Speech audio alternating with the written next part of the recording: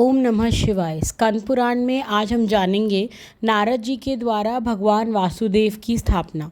अब नारद जी अर्जुन से कहते हैं कि जब उन्होंने महिसागर संगम की स्थापना की तब उन्होंने मन में विचार किया कि ये तीर्थ भगवान विष्णु के बिना शोभा नहीं पा रहा है। जिस तीर्थ, घर, हृदय, शास्त्र में भगवान विष्णु नहीं है वे सब अस्त है। अब नारद जी के मन में भगवान विष्णु को महिसागर संगम में लाने का विचार हुआ। वे वहीं ठहर गए और 100 वर्षों तक आराधना की। आराधना से प्रसन्न हो श्री हरि गरुड़ पर विराजमान हो अपने गणों के साथ वहां पधारे। वह नारद जी को दर्शन दिए। तब नारद जी ने उन्हें नर नारायण रूप में कला स्थापित करने की प्रार्थना की, जिसे विष्णु जी ने स्वीकार किया। श्रीहरि वहाँ वृद्ध रूप में विराजमान है, अतः वृद्ध वासुदेव के नाम से विख्यात हैं। जो यहाँ सच्चे हृदय से पूजा पाठ, दान, उपवास और जागरण करता है वे समस्त पापों से मुक्त हो जाता है और अंत में वैकुंठ धाम को प्राप्त होता है। अब पूर्व काल की बात है। ऐतर्य नामक ब्राह्मण थे। उन्होंने इसी तीर्थ में भगवान वासुदेव की कृपा सिद्धि प्राप्ति के लिए प्रार्थना की। अब अर्जुन के मन में ऐतर्य के बारे में जानने की इच्छा हुई। इस पर नारद जी ने उन्हें बताया कि ऐतर्य बाल्यावस्था से ही द्वाक्षर मंत्र ओम नमो भगवते वासुदेवाय का जाप करते थे।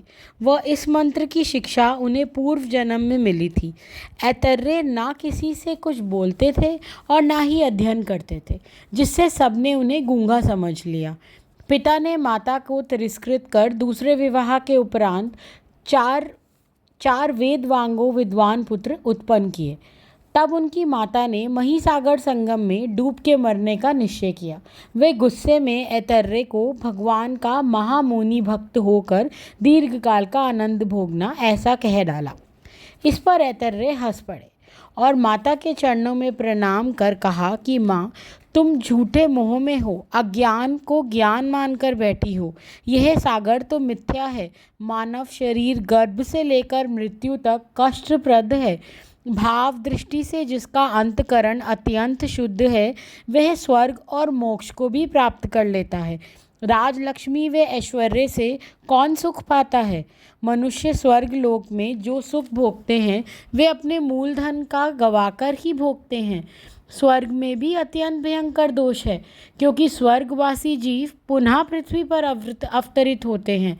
इस प्रकार देखा जाए तो स्वर्ग में देवताओं को कोई सुख नहीं है। वह नर्क तो पापी जनों के दुख से प्रसिद्ध है ही। अतः संपूर्ण जगत को दुखों से भरा जानकर उसकी ओर से अधगिन हो जाना चाहिए। उद्वेग से वैराग्य होता है, वैराग्य से ज्ञान प्रकट होता है, ज्ञान से परमात्मा विष्णु को जानकर मनुष्य मोक्ष को प्राप्त होता है। पुत्र की बातें सुन माता को बहुत विस्मय हुआ। सोचने लगी, मेरा पुत्र तो दृढ़ निष्ठा वाला विद्वान है। अभी माता ये सब सोच ही रही थी कि भगवान विष्णु साक्षात प्रकट हो गए। वे भी ऐतर्य की बातों से अत्यंत प्रसन्न थे। भगवान विष्णु को देखते ही ऐतर्य ने उन्हें दंडवत प्रणाम किया। वह उनकी आंखों से आंसू बहने लगे, विष्णु जी की स्तुति करने लगे और संसार रूपी गड्ढे से निकलने की प्रार्थना की।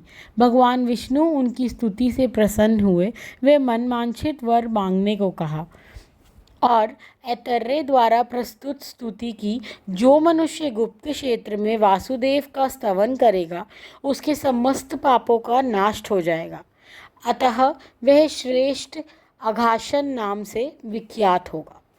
अब विष्णु जी ने ऐतर्य को कोटि तीर्थ में हरिमेघा यज्ञ में सम्मिलित होने को कहा, जहां उनकी माता के सब मनोरथ भी पूर्ण होंगे।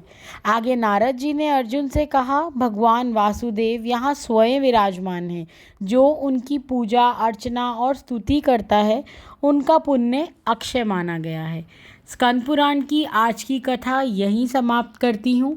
कथा पसंद आ रही हो तो चैनल को सब्सक्राइब ज़रूर कीजिएगा, शेयर एंड लाइक भी कीजिएगा और कमेंट सेक्शन में हर हर महादेव और ओम नमः शिवाय लिखिएगा। कल पुनः 4 बजे अगले भाग के साथ हम लोग इसी चैनल पर मिलेंगे। ओम नमः शिवाय, हर हर महादेव।